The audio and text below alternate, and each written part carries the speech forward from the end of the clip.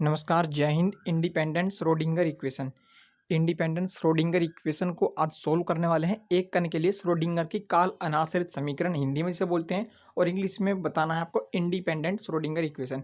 BSc second year के लिए quantum mechanics के लिए इंडिपेंडेंट श्रोडिंगर इक्वेशन इतने सिंपल लैंग्वेज में आपको मैं करा दूंगा, बिल्कुल सिंपली, बिल्कुल सिंपल। आप खुद इस बात को जानकर हैरान हो जाएंगे कि इतनी सिंपल इक्वेशन।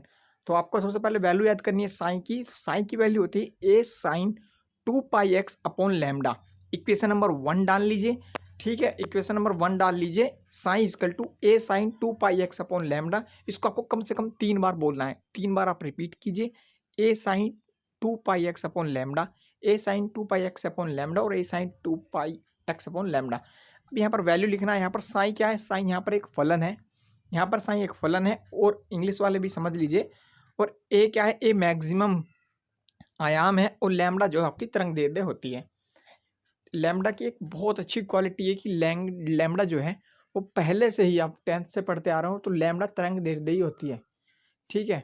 अब देख लीजिए, अब D two sine upon D X square होता है आपका, D two sine upon D X square होता है आपका -4 pi square upon lambda square और A sine 2 pi x upon lambda. A sine 2 pi x upon lambda की जगह पर क्या आ जाएगा? साइन। बाकी D two sine upon D X square is equal to -4 pi square lambda square और A sine 2 pi x upon lambda की जगह पर क्या आ जाएगा? ये आ जाएगा आपका साइन, ठीक है। ये आ गया आपका साइन और अब देख लीजिए ये आ गया आपका साइन और एक ये होगी इक्वेशन नंबर 2 आपकी। नॉर्मली आप समझ गए होंगे, पहले A sine 2 pi x upon lambda, sine की वैल्यू है, D two sine upon D X की वैल्यू है -4 pi square lambda, A sine 2 pi x upon A lambda. तो ए साइन 2 पाई एक्स की जगह पर हमने रख दिया साइन, तो वैल्यू आ गई है ये इक्वेशन नंबर 2। चलिए आगे बढ़ते हैं। जब ये इक्वेशन नंबर 2 हो गई है, अब उसके बाद क्या करना है? उसके बाद हमें लेना है lambda is equal to H nu. Lambda is equal to H upon M V लेना है, ठीक है। Lambda is equal to H upon P होता है, पी की जगह पर एम वी पुट करो, lambda is equal to H upon M V. और लैम्डा को अपॉन में ले लेंगे तो एम और स्क्वायर कर देंगे लैम्डा का, तो ये एम वी ऊपर आ जाएगा और स्क्वायर में आ जाएगा और एच नीचे स्क्वायर में आ जाएगा, ठीक है।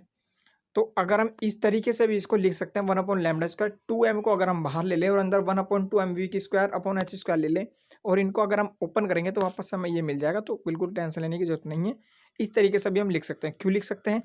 2m अपॉन एच स्क्वायर इसको बाहर ही रहने दो, 1 अपॉन 2 एम वी की स्क्वायर की जगह पर हमें ई माइनस वी लिखना है, इसलिए हम इसको ऐसा लेंगे। अब 1 अपॉन लैम्डा स्क्वायर का मान जो है इक्वेशन नंबर 2 में रखेंगे।